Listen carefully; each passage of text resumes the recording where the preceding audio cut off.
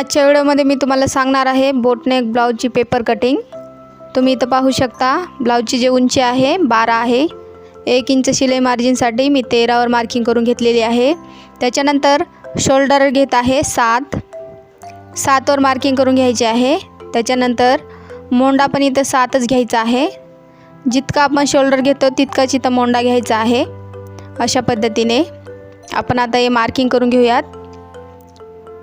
Video शेवटपर्यंत पहा म्हणजे तुमच्या लक्षात बसेल।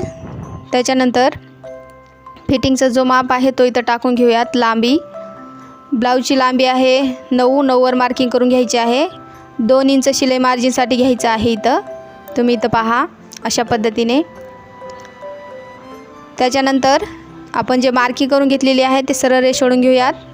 खालच्या साईडने पण सरळ रेष ओढायची आहे अशा पद्धतीने। व्हिडिओ आवडल्यास व्हिडिओला एक लाईक करा। त्याच्यानंतर गळ्याला आकार देण्यासाठी आपण गळ्याची उंची घेऊयात। 3 वर इथं मार्किंग करून घ्यायची आहे शोल्डरच्या साईडने 3 वर। त्याच्यानंतर गळ्याची उंची पण 3च घ्यायची आहे। जेवढा आपण शोल्डर घेतले तेवढीच गळ्याची उंची घ्यायची आहे 3.5 वर इथं मार्किंग करून घ्यायची आहे। शोल्डरच्या साईडने 3.5 घेतलेला आहे। गळ्याची उंची पण 3.5च घ्यायचं आहे। त्याच्यानंतर आपण जशास तसं इथं मार्किंग करून घेऊयात। आता तुम्ही इथं पहा शोल्डरच्या साईडने 3.5 वर मार्किंग करून घेतलेली आहे। गळ्याची जी उंची आहे ते पण 3.5च घ्यायची आहे। आता मी इथं गळ्याला आकार देऊन घेत आहे।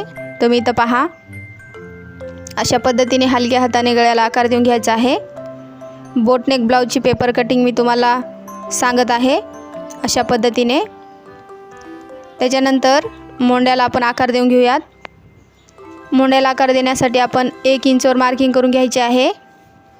कारण बोटनेक ब्लाऊजची पेपर कटिंगला आकार देण्यासाठी 1 इंचवरच मार्किंग करायची आहे। त्याच्यानंतर अशा पद्धतीने आकार देऊन घ्यायचा आहे। तुम्ही एकदा ट्राय करा, तुम्हाला नक्की जमेल। व्हिडिओ आवडल्यास व्हिडिओला एक लाईक करा। 28 साईज ब्लाऊजची पेपर कटिंग आहे।